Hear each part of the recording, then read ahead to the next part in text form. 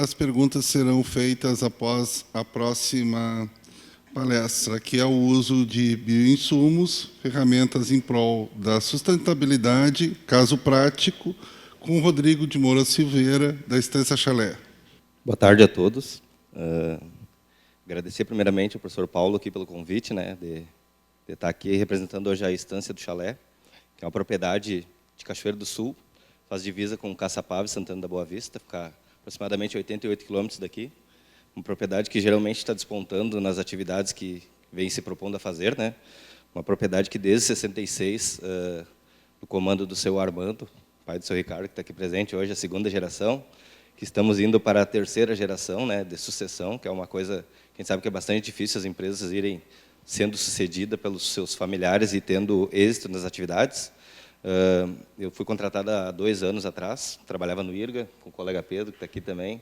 Então, temos uma grande experiência dentro do chalé, já via IRGA, né? Então, essa demanda de insumos biológicos vem de uma crescente que a gente está vivendo, né? Nesses 2 últimos anos, cada vez mais forte, via guerra, via pandemia. Então, as condições foram se propondo para que nós chegássemos a este fator que estamos, então, hoje discutindo. Nós tivemos um dia quase todo sobre esse assunto, e que a gente vê que realmente é uma coisa que tem efetividade e que está acontecendo e que a gente já está exportando, né? Uma tecnologia que geralmente a gente não valoriza muito, uma tecnologia brasileira, que eu acho que está na hora de nós mostrar para o mundo quem o Brasil realmente é, né?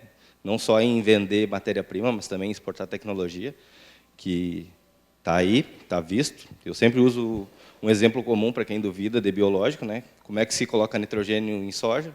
A gente tem um número lá que diz que seria um horror, não se poderia produzir mais soja, se não fosse o Brad Resolve. Então, a partir disso, a gente pode desbravar várias outras fronteiras, né? O azospirilo já é mais um caso real aí. A cana-de-açúcar é um grande avanço via azospirilo, né? Claro que com inserção de nitrogênio de fora também, mas melhora muito. Então, nesse contexto, foi se desenhando para nós partirmos para essa linha, né? A Estância Chalé, então, fazia uma agricultura convencional.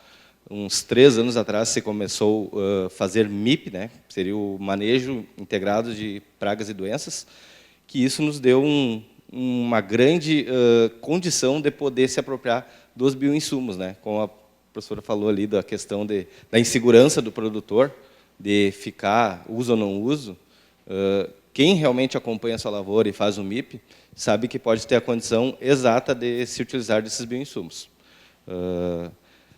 Seguindo essa situação, passamos do MIP, começamos a desbravar novos insumos, né? Porque a gente enxerga tudo como ferramentas, o produtor enxerga como ferramentas, e não se abre mão de nenhuma, desde que seja necessário.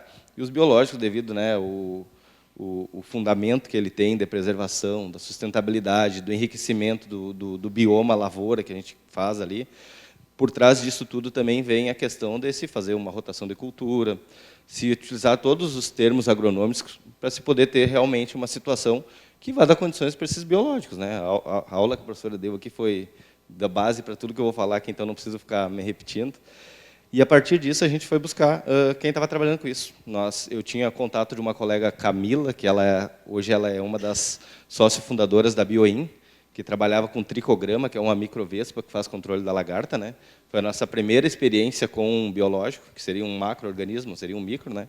Mas que já nos deu uma real situação de que o biológico estava aí para nos ajudar. Fizemos 2 anos esses testes com tricograma, e também entramos na questão do carrapato. Lá a propriedade tem arroz, tem pecuária, estamos começando a evoluir na soja, estamos entrando no milho, fazendo a diversificação como um contexto geral, né? Para utilizar o S de sustentabilidade também como o S de cifrão, né? Porque propriedade nenhuma se sustenta sem ter o retorno financeiro, e a gente entende que essa rotação de cultura e rotação de entradas e de divisas também é importante para a saúde financeira da propriedade. E o biológico veio também muito a calhar na questão do carrapato. Você sabe que o carrapato é um problema recorrente aí, né, para todos que têm criação de pecuária. E a gente está muito, né, estávamos muito sem solução para isso.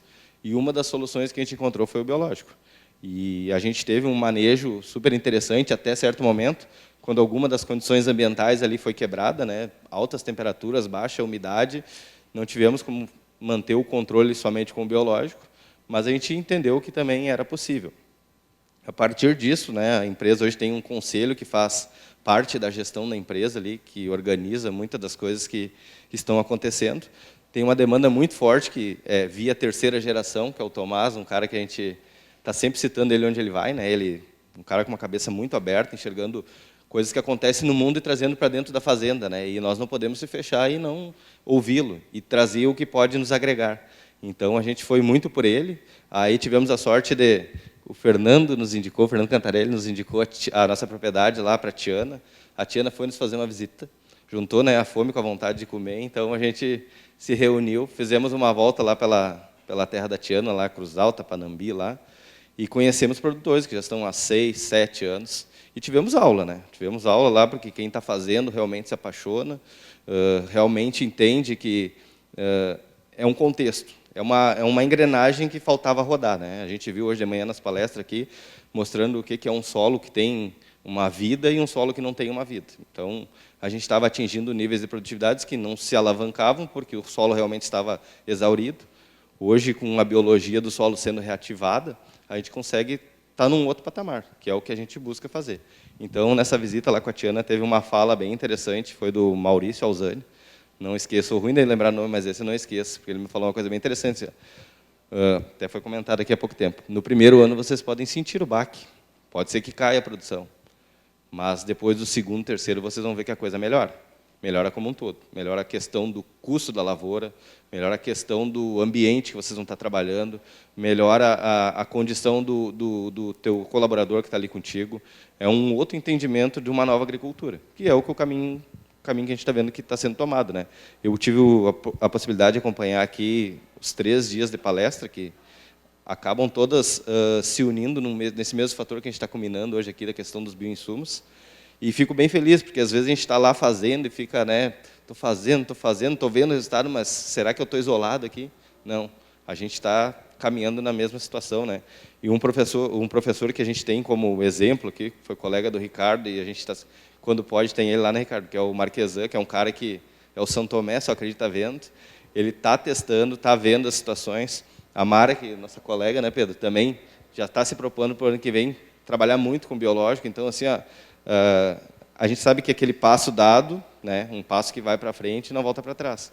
Então, a gente está muito entusiasmado com o estudo que vem acontecendo e sabendo das últimas 3 safras que a gente viveu, né, lá na propriedade, lá é uma situação.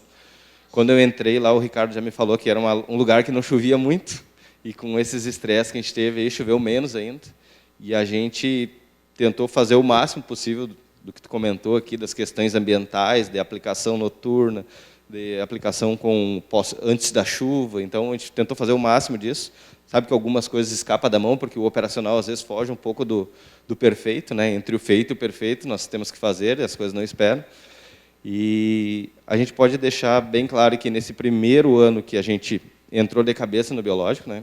Para comparar para vocês, no primeiro ano a gente trabalhou com MIP, né? 3 anos atrás, e com tricograma e com o Decoy Passos. Segundo ano a gente entrou com um produto já formulado, que era pessoal da Simbiose e pessoal da Biotrip, que eram produtos que eram vinculados juntamente com os produtos químicos, né? E a gente conseguiu baixar bastante já. E esse ano, que foi o ano que a gente realmente pulou para dentro do biológico, eu posso dizer para vocês, assim, nas 2 lavouras mais importantes que a gente tem hoje, que é o arroz e a soja. O arroz que a gente costumava fazer, geralmente, a área de material que é suscetível ao brusone, se faria 2 fungicidas químicos, mais a questão do inseticida para o percevejo, que é um problema recorrente, e talvez alguma coisa de lagarta, que ano sim, ano não, tudo dependia do monitoramento. Nós passamos para uma aplicação de um fungicida casado com o biológico, aí 2 biológicos de fungicida, e um biológico para percevejo e outro biológico para lagarta. E monitoramento. Claro que dá aquele medo. A gente conversava com o Ricardo sempre, né? Ricardo, vamos, nós estamos para fazer isso, vamos fazer.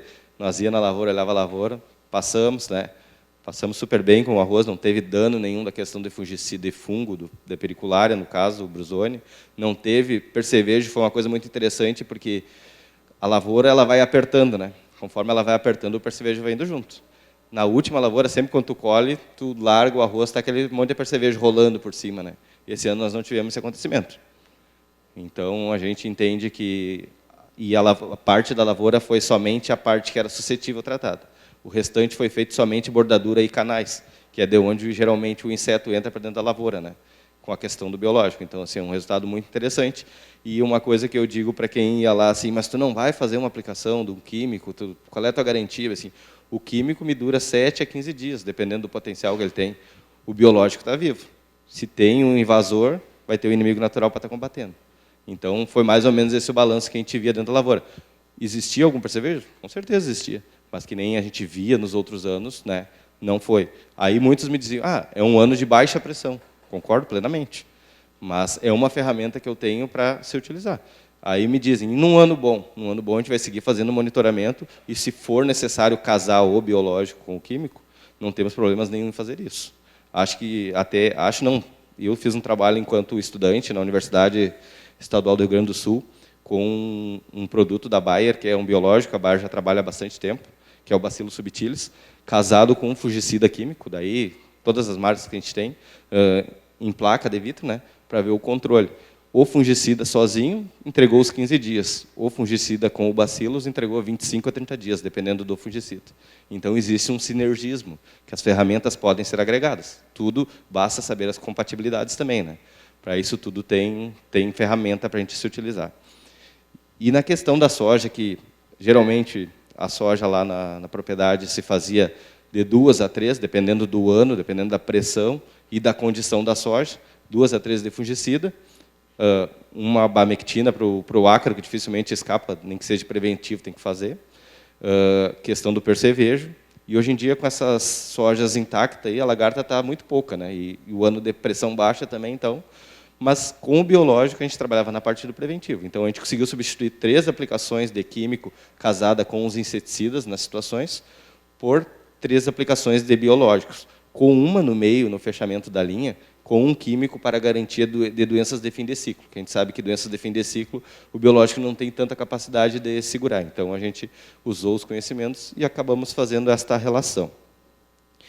E dentro dos números que foi proposto, né, tirando a parte que nos faltou, que foi o clima, a falta de chuva, né, teve parte que a gente irrigou e a gente viu que o efeito de aplicações foi tão bom quanto o químico, porque não foi o limitante. O limitante foi a água. Então, onde a gente irrigou, a gente teve um número bem positivo, e onde a gente não irrigou, o número foi um pouco menos expressivo, porque faltou água. Então, são fatores que a gente tem que eliminar, né? A gente sempre costuma falar que fazer agricultura é a gente eliminar os fatores de risco. Então, estamos trabalhando para isso, e o convite que foi feito aqui para quem não conhece o biológico, né, e quiser conhecer, a propriedade está aberta, né, Ricardo? É uma das coisas que a gente deixa bem claro aqui para quem quer conhecer, que foi como a gente chegou também, né, é conhecer o produtor, saber o que é feito.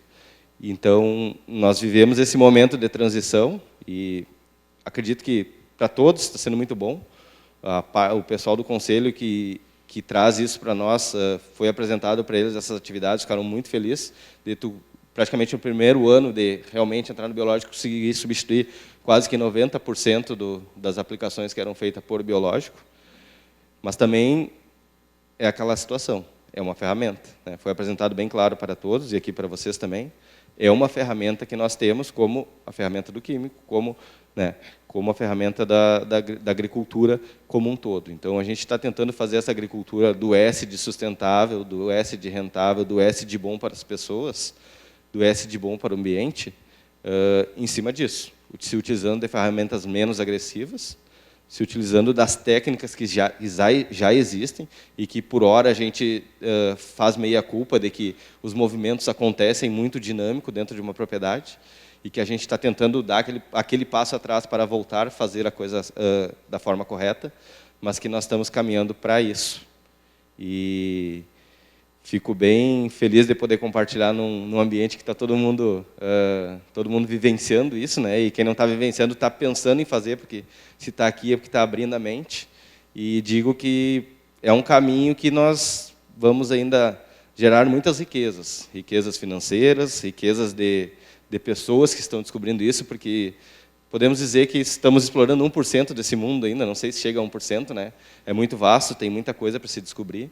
E isso tudo vai dar um grande ganho para a nossa agricultura, né? Aquele dia, o Antônio da Luz e o E o Gedeão estava aqui falando da imponência da nossa agricultura, e nós, com essas atividades que estamos exercendo aqui e tentando melhorar, vai nos deixar um passo à frente de toda outra agricultura, né? Porque nós estamos fazendo. Quem for pegar vai começar a fazer. Então, tem os erros e acertos, tem as adaptações a cada local. Então, fico muito feliz de poder compartilhar com vocês aqui e fico aberto para as perguntas depois com o pessoal. Mais uma vez, obrigado pela oportunidade e pela atenção.